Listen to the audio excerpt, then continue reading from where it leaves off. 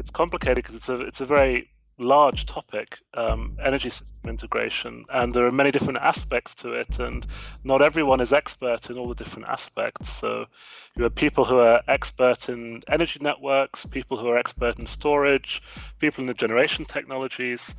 There are also sort of behavioral aspects to the way that people organize their purchases of cars or solar panels on their roofs, which are also super important for the sort of momentum behind the energy transition.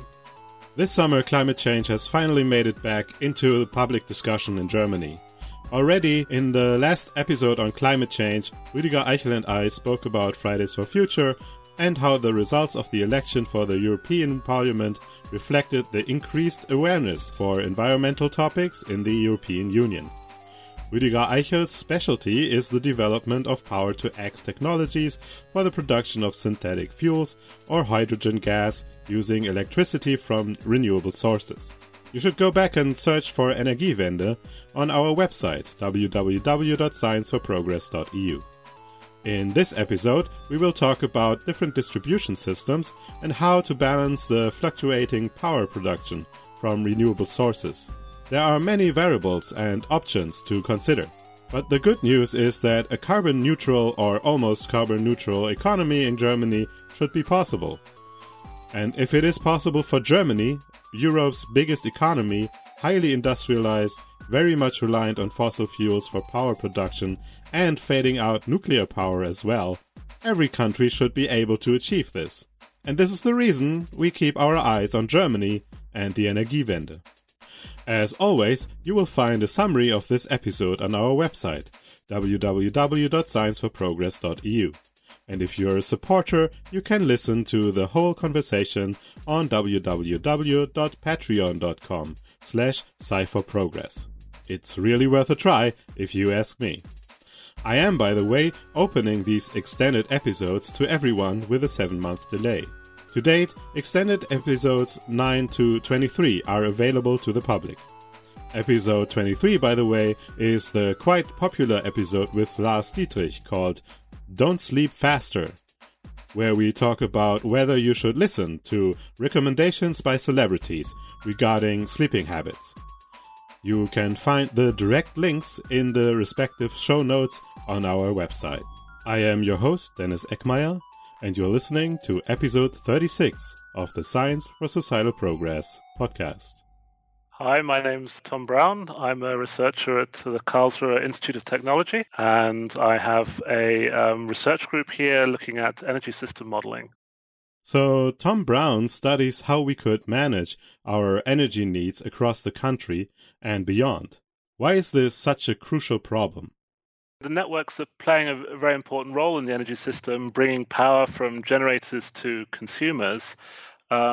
So they're very important, particularly for renewables, because often the sites where you have very good renewable generation, say wind near the coastline or even offshore wind, you need networks then to bring that energy to the consumers. So if you take Germany as an example, there's lots of wind in the north and east and offshore wind in the North Sea, but then there are very big consumers of electricity in the south and the west, for example. So you need networks then to bring the energy to where it's consumed. And they're already playing a sort of critical role at the moment because there isn't sufficient network capacity in Germany to bring that energy from the wind in the north to the load in the south during some critical hours of the year. So it's already a sort of critical infrastructure. One of the main critiques the German Energiewende faces is that they also want to get rid of nuclear power. The argument is that nuclear power provides a continuously stable baseline power level, whereas renewables, in particular wind and photovoltaic, fluctuate a lot with time of day and seasons. Is this the main problem you are addressing with the modeling approach? It's doing several different things, actually. It's doing a balancing in space, so bring the power from where it's plentiful to maybe the south of Germany, where we don't have so much renewable energy during the winter. I mean, in the south of Germany, you have very good, a lot of solar plants, for example, but they don't produce as much in the winter as in the summer. You don't have that much wind, and you maybe also have some biomass plants a lot in the south. So it's doing one thing, bring energy from one place to the other. One thing it can also do is balance wind, for example, between different locations. So you could have situations where the wind is very strongly blowing in the United Kingdom, but not so much in Germany. So you can use the network to actually balance the wind as well. So you can sort of smooth the wind production over the whole continent, because typically the wind conditions aren't uniform over the whole area, but there's maybe high wind in one area and a low wind in the other. So you can use the networks to do some of that balancing if you have enough capacity. What does this mean to build up capacity in the energy systems? More power lines? So you build extra transmission lines, and then these transmission lines would be used by the market to sell electricity from areas. So that you transport electricity from areas where the electricity is very cheap to areas with very high prices, and then the network operator sort of cashes in on the difference. So it's actually sort of balancing out then prices. So you'll have electricity exported from cheap areas, and it will typically be cheap because there's lots of cheap, plentiful wind being generated there. And then you export it to a higher price area where the prices have been pushed up because there isn't so much cheap renewables. And then you get sort of everyone benefiting from the trade-off. So the generator in the cheaper area gets to sell their electricity at a higher price, and the consumer in the high price area then gets a lower price for their electricity. So we could take maybe an example of Denmark and Norway. So when Denmark has lots of wind producing, it can export that power to Norway, and the Norwegians can consume this cheap power, and they don't need then so much of their own hydroelectricity. But when Denmark doesn't have that much wind, then they can reverse the power flow on the line and import then cheap hydroelectric power from Norway to cover their demand. So you can balance the resources between different regions with the network, just like you do trading. So the trick would be to have a pan-European power grid in order to always be able to get power from somewhere? That would be definitely one of the options. So you really could imagine a system where you're sort of balancing out the wind between different parts of Europe and then filling in the gaps with hydroelectricity from areas with lots of hydro like Scandinavia or the Alpine region. The big problem with that, and this has been suggested and discussed for a long time, but the big problem with that is you need a lot more power lines than you have today. And there's been big acceptance problems when building new power lines, more or less all across the continent. So there's been concerns from areas affected by planned transmission lines in Germany, also in France and the border between France and Spain. More or less wherever you have planned transmission lines going through relatively dense areas, people are concerned about landscape impacts, also some environmental impacts as well. So that's a sort of problem with these very network-heavy scenarios. Wind turbines also are seeing acceptance problems in densely populated countries like Germany, also the UK, which has already stopped subsidizing onshore wind because of concerns about acceptance. So yeah, onshore wind is also seeing some problems with acceptance. And that leaves you then in a country like Germany, you can use whatever onshore wind that you have and whatever sustainable biomass and hydroelectricity you have. But then if you really want to decarbonize or reduce the emissions from the rest, then you need to go for solar or offshore wind. So offshore also sees many fewer acceptance problems and also lower environmental impacts as well. But offshore power generation demands additional power lines, which, as we said, are also not welcome. And this is indeed a major problem that German politics are not addressing well. I recorded this conversation several months ago. In the meanwhile, the public discussion about climate action in Germany has been intensifying. with the recent global climate strike being the latest climax. On the same day, the German government put together a climate package, which was supposed to finally get effective climate action done. The result is being called disastrous by representatives of Scientists for Future, a very large group of leading scientists from German-speaking countries that was founded in support of the Fridays for Future students movement. Most importantly, the price that the government will put on carbon emissions, not before 2021, is only 1/5 of what scientists calculated would be the necessary minimum to induce behavioral changes in population and industry. Without such an incentive, they say, all other presented actions would have no effect. And on top of this, the government decided that no wind turbines shall be built less than a kilometer from a settlement. In Bavaria, this distance will remain to be 1.5 kilometers, a regulation that already effectively halted all wind turbine building projects this year. Tom Brown called scenarios where onshore wind turbines as well as overland power lines are both not viable options worst-case scenarios.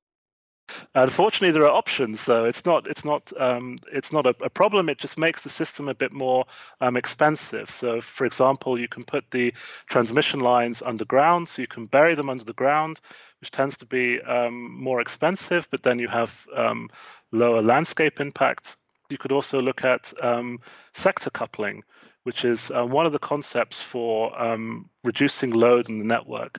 It's not just about reducing emissions in electricity. We also have to look at other sectors that produce emissions, like transport and how we heat our buildings, and also the industrial sectors. So we also need to reduce emissions in those, and many of the concepts for that require electrification. That seems like a bit of a nightmare initially, because you have a whole lot of extra electricity demand at the same time when your network is already stressed. But you can actually use flexible storage from these other sectors to balance some of this variability of the renewables. So what you could do, for example, is you could use the electricity to produce hydrogen by electrolyzing water. You could do that close to the offshore wind turbines and then transport that hydrogen through the gas grid or with a dedicated hydrogen pipeline to the south, and then consume it in the south. And then you wouldn't have to worry about the impact of the transmission line. You could put the gas pipeline underground, and the gas pipelines generally have a much higher throughput capacity than a typical transmission line. So that would be one of the concepts for overcoming this problem with lack of transmission grid. Well, we didn't talk about how people would like the option of having a poster child of an explosive gas being transported via pipeline through their backyards. I'm not so sure if it ranges above or below power lines. At least I think they'd range above medium-sized nuclear reactors, which some people suggest we should be building everywhere instead of addressing the power fluctuation problems with less radioactive means. Also, making hydrogen gas is not very efficient. Yeah, you have some losses when you do the conversion. There are definitely downsides. There's several different ways of looking at this. So, I mean, the value of having that power in the south at times when there isn't enough local renewables is high enough that you can basically afford to have these efficiency losses from the conversion. What you can also do is you can use that waste heat from the conversion process to maybe heat your local buildings. So you could feed that heat into a district heating network. So actually the loss isn't that great, because you're actually really coupling the different sectors together.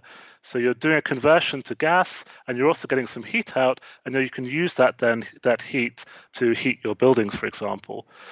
And on the way back, when you're converting back to electricity, say, with a fuel cell, you can also use the waste heat from that process for heating as well in your buildings. So you have this very, very strongly coupled electricity, heating, and gas system where you're trying to use everything super efficiently. And that's one of the benefits of looking at this integrated perspective where you look at all the different energy sectors. So, a stupid question maybe, but what do you do with all this heat in summer? there's a couple of answers to that question. So one of the good things about sector coupling is you have very cheap storage options, and that's also true for heat. So you could store the heat in, for example, very large hot water tanks and store that heat in the summer and then use it in the winter. So they do this already in some projects in Denmark where you have connected to your district heat network a giant, like a swimming pool, but much bigger, like a kind of football field, filled with water, sort of underground and very well insulated. And then you can store this thermal energy in this hot water until the winter. There's also concepts where you heat up rocks, for example, and store the thermal energy that way as well. So excess electricity can be stored for later use with power-to-gas or power-to-liquid technology, about which we heard more in the previous episode on the Energiewende. You can make, for example, hydrogen gas out of water. We also learned that this is very inefficient, meaning that a lot of energy is lost as heat in every process in which it is transferred. Making gas or liquids using electricity and then using those to make electricity again later, maybe somewhere else, means there are at least 2 points where you might lose a lot of energy. Tom suggested that all this excess heat could be stored for later use as well in centralized heating systems. So that's the wonderful thing about sector coupling is that if you just look at the electricity sector, then when you talk about storage, you're talking about batteries, for example, which are a relatively expensive way of storing energy. But if you look in the other sectors, like gas or heating, there you have really, really very cheap storage opportunities. So in gas, you can store the gas in big caverns underground, and thermally, you can store then thermal energy very cheaply as well. This system is becoming very complicated very quickly, it seems. How difficult will it be to develop and implement all of these technologies and systems? Well, if you actually look at these technologies, many of them are already implemented. So if you look, for example, at the thermal energy storage, you already have that being done in very, very large water tanks in district heating networks in Denmark, also in smaller tanks here in Germany. So that technology is super simple and it's already there. If you look at gas storage technology, we're already storing gas in very, very large volumes. So Europe has a gas capacity of just over 1,000 terawatt hours. It's a unit of energy, and our yearly electricity energy consumption in Europe is about 3,500 terawatt hours per year. So it's already like a third, in principle, a third of the electricity consumption is available, or an amount equivalent to a third of the electricity consumption is already available in gas storage. You just have to be able to convert the electricity into gas form first, and that's the step that's really missing at the moment. I would say it's using electrolysis at large scale to make hydrogen or further hydrocarbons from electricity is the sort of missing link that's not being done at very large scales at the moment. And that's why the German government is investing a lot of money into research projects and startups that are looking at building up capacity in power to gas, it's called, taking electricity and electrolyzing water to make hydrogen, and then you can further convert to take it to methane or other sort of liquid hydrocarbons as well. So this is what I would say is the major area where we're missing the large-scale deployment of these technologies at the moment, and it's one of the really critical technologies that it's important that we show and demonstrate it at large scale. So what's your favorite scenario? So that's a great question, because it's one of the things that we try and emphasize in our research is that there's more than one scenario. Not only is it feasible and possible to do this energy transition, there are actually different options here. So we could go for an option where we have quite a lot of transmission network expansion, which would be probably on the cheaper scale of things, and then we need less storage and less tight sector coupling. Or we could go and that would be a relatively centralized sort of structure where you have big power flows from country to country through the electricity network and big offshore wind parks and so on. Or you could look at scenarios which have less interregional exchange to the electricity grid, more sort of decentralized scenarios where each region is sort of self-sufficient. And that would tend to cost a little bit more, at least according to our simulations, but would probably have a higher social acceptance and would have a higher sort of local buy-in, because there would be more sort of decentralization of ownership of the energy assets as well. I mean, my feeling is that it's probably going to be somewhere in the middle. Going fully decentral is a difficult thing to do, particularly because of these seasonal variations of, say, solar. So if you're really relying just on solar energy in Northern Europe, where it's dark in the winter and you have a high demand for heating for your buildings and so on, it's not so attractive, because then you have to really shift large amounts of energy. Wind, fortunately, in Northern Europe tends to blow more strongly in the winter, which aligns very nicely with the heating demand. So you want to have wind integrated there. Also, lots of offshore as well, because it tends to feed in a bit more smoothly. And so you do want to have at least some of this sort of network infrastructure as well, to benefit from that wind feed in. So I'd say some sort of intermediate solution where you may see some amount of decentralization to increase acceptance in some sort of countryside regions, and then you would still have big axes of power transfer to exploit, say, offshore wind, and bring energy to sort of energy-intensive regions where there's a lot of industry which has a lot of demand for electricity, and maybe also for hydrogen and other synthetic fuels as well. So I would say some sort of compromise. And what you see a lot of people doing sometimes is doing very strong optimizations in one direction or the other, and exploring this space in between where you have partially centralized and partially decentralized, I think is much more realistic and much more interesting.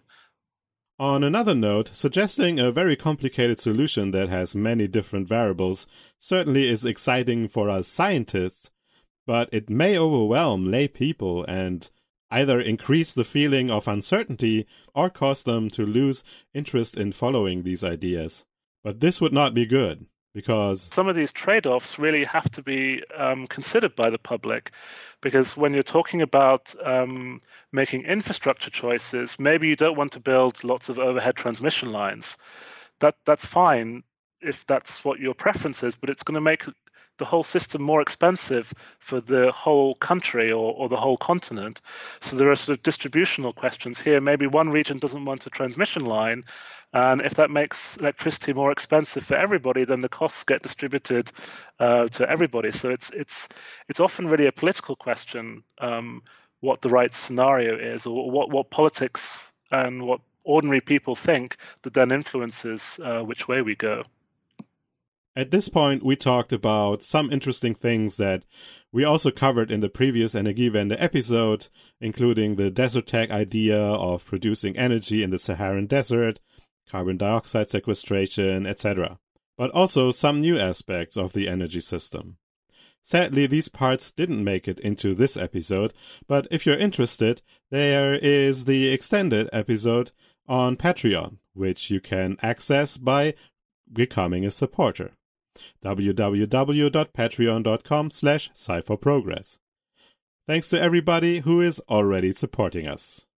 But if you're dealing with the variability of wind and solar, I mean, they're varying both in time and in space, and you kind of have a choice about whether you want to balance that variation in time or space. So you can balance it in space by balancing different wind production in one region with another, and sort of storage is sort of doing the other side of things, where you try and balance it in time. So you're trying to take energy from one period of time and feed it in another. So they're sort of complementary, and they can also work together. And in our models, we're often playing them against each other. So we're saying, are we going to import wind from northern Germany to southern Germany, or are we going to balance maybe in time and say we're going to store lots of energy in the summer when there's lots of solar and use it in the winter? So you're often sort of playing these things against each other in the model. So playing the variability in time against space. And The way you choose your technologies depends a bit on the sort of scale of the variability. So if you're trying to balance a solar panel in Spain where there's lots of sun, but you have a daily cycle, then you maybe want a battery, because that's a sort of short-term storage that can balance these variations on a few hours. And then if you're in a region with very lots of wind and it varies a bit more slowly, so maybe 2 or 3 weeks, then you want a longer term form of storage that can store it for at least a couple of days, if not weeks, and that would then be something like your hydrogen storage.